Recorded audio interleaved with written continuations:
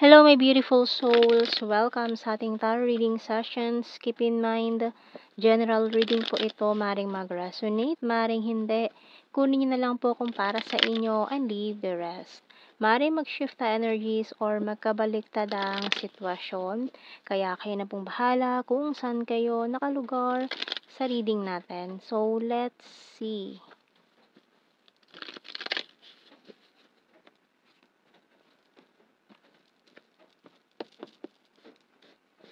So, we have here, wow, first card natin, Sun agad, the happiest card in the deck. And we also have here the High Priest. Okay, and the Nine of Pentacles. And wow, the Eight of Wands. We also have here the Empress and the Queen of Pentacles. Six of Swords and the Nine of Cups. So, wow. Three of Swords, bottom card. Okay. So, doon sa mga nagmo-move on from the past, na gusto nang kalimutan ng mga past, ayan, you are moving on to calmer waters ka na ngayon. So, yung baga, yung malalakas na alon, yung mga talagang mahihirap na pagsubok na pinagdaanan mo, nalampasan mo na. So, ngayon papunta ka na sa kalmadong tubig. Kumbaga, wala na masyadong problema, kayang-kaya mo na ang solusyonan yung mga darating na obstacles, ganyan. So, hindi ka na mag-i-struggle this time. Okay, so itong mga heartache na nangyari in the past ay maaaring mag-heal ka na in this situation na paparating. Makuha mo na yung happiness na minamanifest mo in life.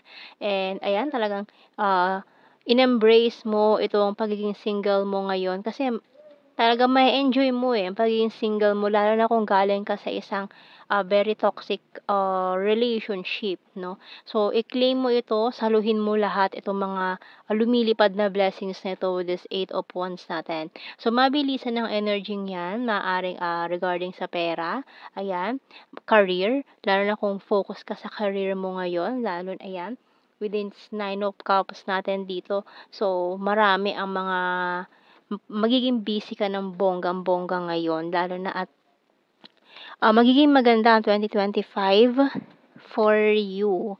Okay, so tingnan natin sa signs and symbol cards natin.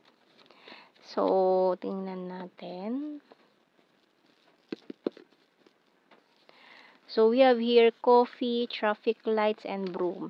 Okay, so dahil nga may mga new person ka na makikilala, maraming new person na makikilala, ayan, maaaring isa dito sa mga ito is hinihintay mo talaga.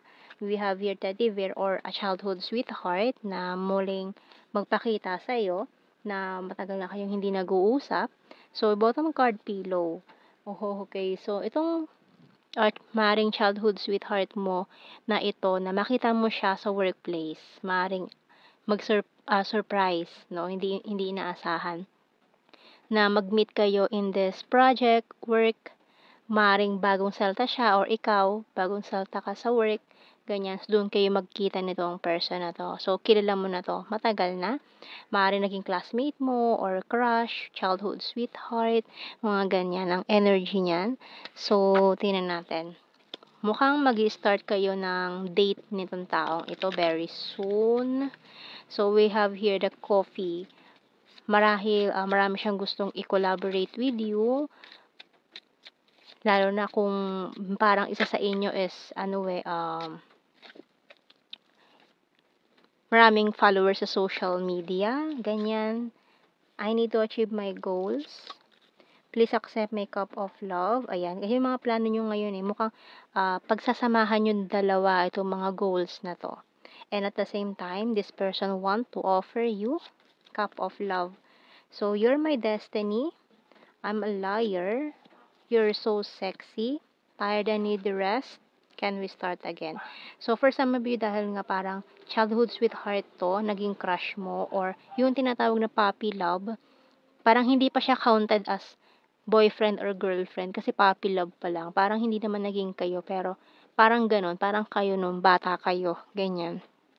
So, another start to, and I will fight for you. So, yung bottom card, money is important. Pero, ayan, marami kayong pagsasamahan na project na magiging very successful. So, tingnan natin anong message ng Archangel natin. Moon Cycles by Archangel Haniel. Notice how the moon affects your energy and manifestations and capitalize upon these cycles. So, maganda rin magiging effect ng new moon ngayon. New moon in Aquarius para sa inyo ngayon na mga viewers natin.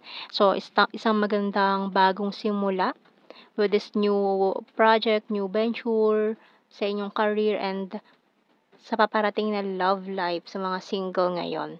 Okay, so tingnan natin more messages. So we have here I replay our conversations over and over. I wonder if you're happy without me.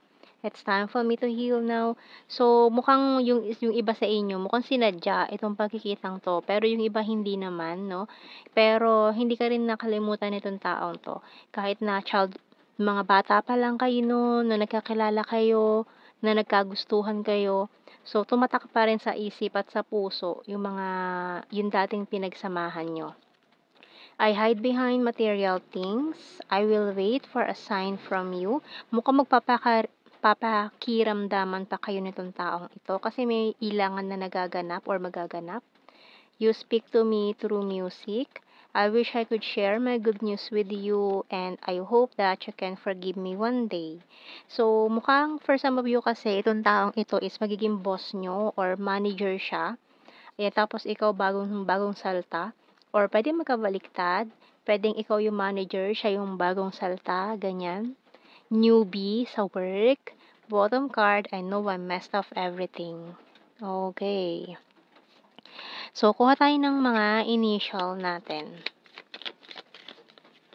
Mukhang maraming, dito, yung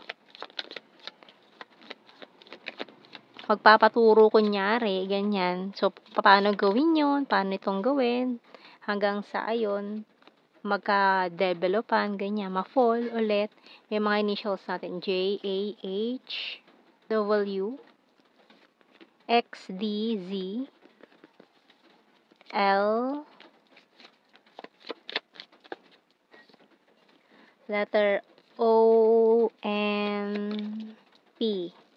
Bottom card is letter G. So, let's see sa blue card, we have here manipulation and courage.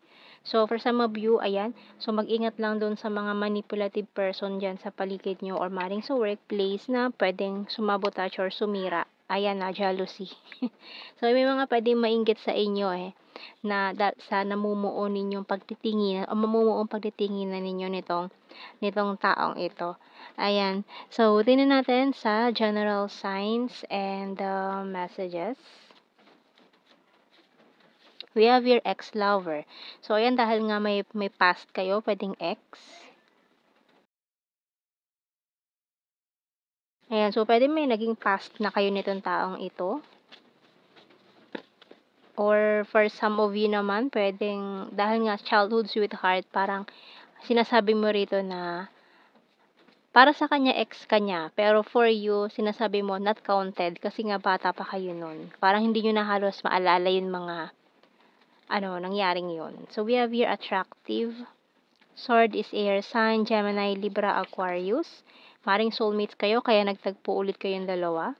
So, we have here very lucky, popular. Ayun, may isa nga sa inyo na parang maraming followers sa social media, popular or parang influencer, mga ganyan.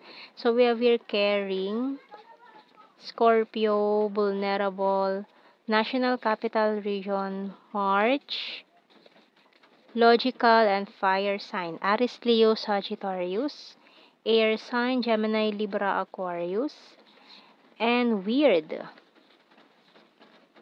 beautiful and December, hilarious, lake, South PH, past person, full of charisma, earth sign, Taurus, Virgo, Capricorn, overthinker, February, chaser, high expectations, Sagittarius, quiet person, Mindanao, sweet, number 2, and divine masculine. So, yan ang ating reading, my beautiful souls. Thank you for watching. Take care and God bless. See you in our next reading, guys. Bye-bye.